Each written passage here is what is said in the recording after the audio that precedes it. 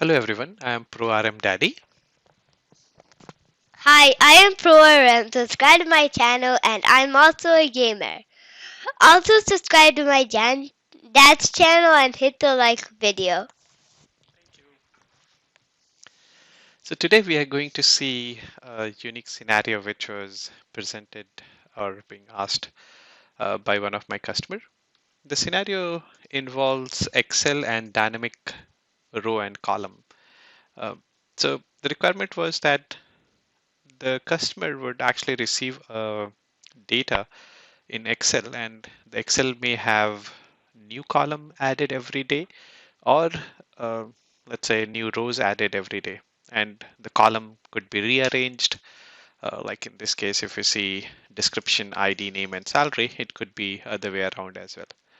Uh, the requirement was simply to show the data as it is, but also allow the user to select the columns which they want to look at. So in this case, they may have like 5 columns, so they wanted those 5 columns um, to be, let's say, selectable, and then once the user select those columns should be presented in Power BI. So let's see how I managed to basically present a workaround for this. Overall, if we see this, you'd see this is the functionality which they were looking for, wherein we see all the rows available as it was in Excel, and also allow the user to basically make a selection in the columns and also present only those selections. So let's see we can how we can actually solve this problem. So primarily you would find that the logic involves a couple of tweaking. So if you look at this one, which is sheet 1, um, you would see that this is coming from my source and just the navigation. So you'll find ID, name, salary, and description. This preview is actually from the last preview which I had, and obviously Excel is open and Power Query is complaining about it. But if I close it and try to refresh the preview one more time, you basically find that it actually shows description, ID, name, and salary. Um, and then we have the second query which I created based on this, wherein I just took this one as it is and started creating a new query wherein there is a data. So you'll see source is actually the sheet 1, which you can see on the address bar. Then I removed the top row because I didn't want the column name to be present in this result set, and added an index which says which row we are looking at it. Then rename this column as row number, then unpivoted other columns. In this case, these columns I wanted to unpivot primarily because I wanted the dependency of this column name not to be there. It will always be called as attribute and value. Then I saw that what if we also extract this column number from it so that I have column numbers index like 1, 2, 3, 4. And we could actually split it by looking at the position. So after 6th position, whatever is there, you split it into another column. So we have this attribute too, which I actually change it to integer data type and then removed the attribute 1 column.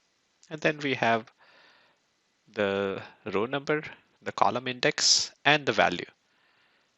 Now, once this value is presented in this way, I just needed which column represent which column name.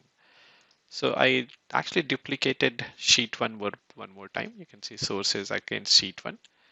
And then I kept the first row and removed all the other rows because here the idea was just to get their column name and the index. And obviously, if I transpose this row into column, you'll see the column 1 will be description, column 2 will be ID, which then will be translated into row number. So here row number 1 was column number 1, row number 2 is column number 2, and so on. So I added an index just to make sure I can reference this column names with this index. And I call this column 1 as column. So now I have each column which is present in the Excel with respect to their index. I have the data wherein I have each index column number. So I can actually map them back to which column they were from. Then the next thing was the number of rows which is present in a row. So I actually created this rows as a, again, the source is the same data which we had, and removed all the other column, just kept the row number and removed the duplicate because I just needed the unique row to be shown in the table. So once this is actually present to us, uh, in terms of table, if we look at it, we have the data which has the row index, column index, and the value. And then metadata, which is index and the column, and the rows, which has the total number of rows in it. Now, if we look at the report in this case, what you would notice is that here I presented this metadata, and let's look at the relationship one more time. So if we look at metadata, we have that column and column index, right? And row, I created a relationship so that when we present this data into a matrix visual, we know which row we are interested in looking at.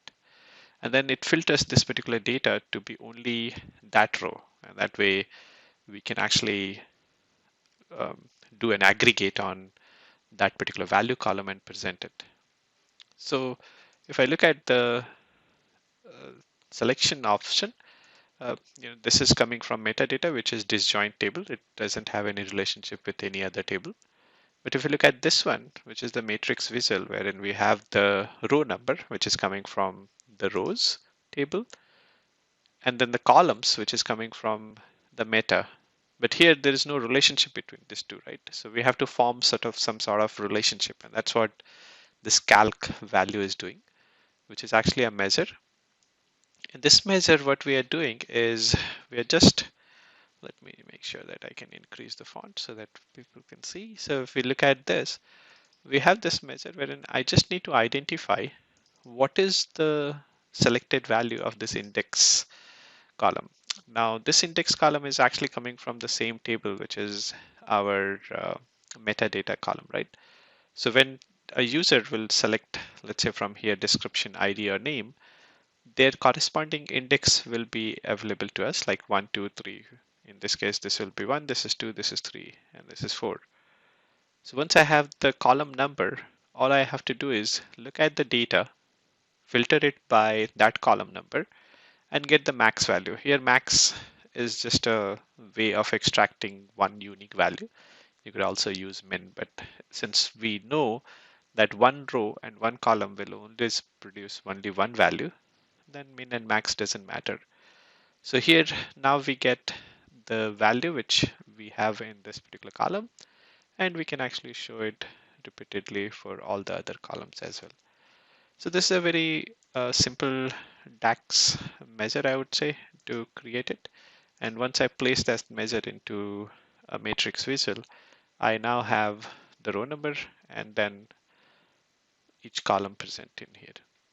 Now what we can do is we can actually see whether this actually works, in the sense, what if I delete this column from here and I save this, I close this Excel workbook, come back to Power BI, and then I refresh the Power BI screen.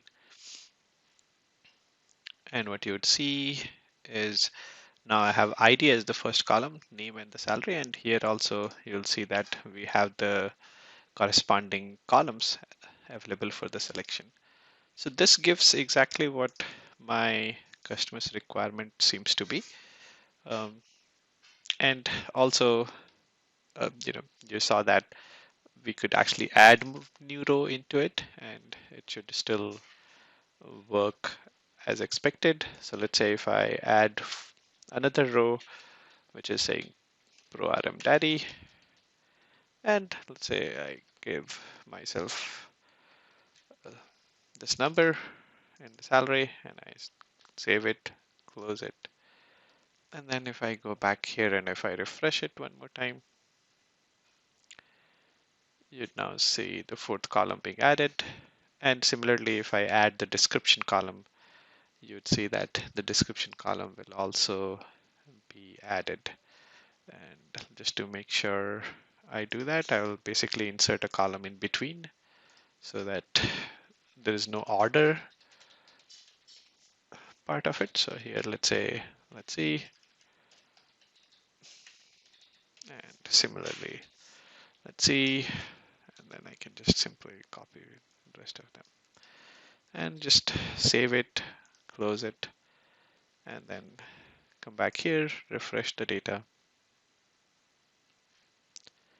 And now you see first, second, third, and fourth. So it's actually working the way I understood the problem at least.